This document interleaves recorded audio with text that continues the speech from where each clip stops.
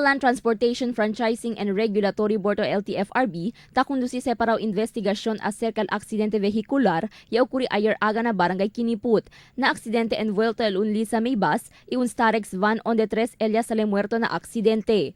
Según con el legal officer del Ltfrb Julwahap Amilusin, actualmente da espera sila el accident report desde el operator adentro de 72 hours. El momento recibí sila con el accident report, el principia sila el conducta del investigasyon, aber sabe si debe ba cancela con el Fraangkisa del bus company o suspende con este por 6 meses hasta un año. Fuera con este, él hace también sale el Ltfrb un show cause order y impone un preventive suspension por 30 días mientras corre el caso.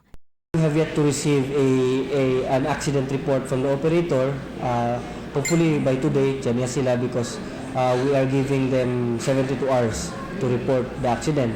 So, si tiyan kita accident report, we will go to investigation and then the legal division of the Ltfrb will issue a show cause order.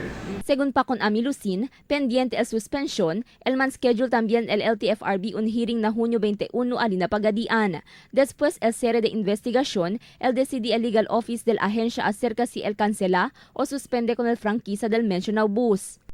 Pending aquel preventive suspension, we will also schedule the hearing. The hearing will be set on June 21st, at Pagadian City.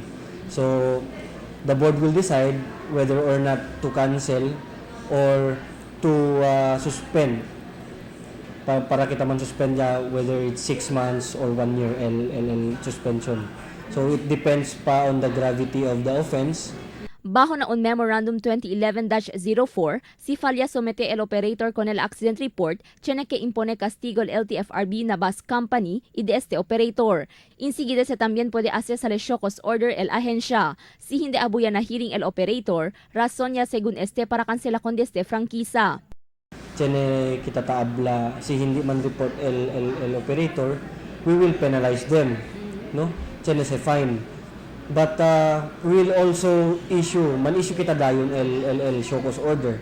Si hindi tamin sila abuya, so that's basically a grave offense kanamon. Baka man cancel kita el franchise. But we are hoping that the operator will cooperate with us, no? Yes, yesterday nga up to man count kita 72 hours para sila anda kanaton.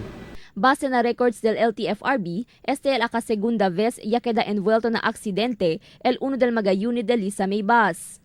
Crystal Almonía, Dateline Zamboanga.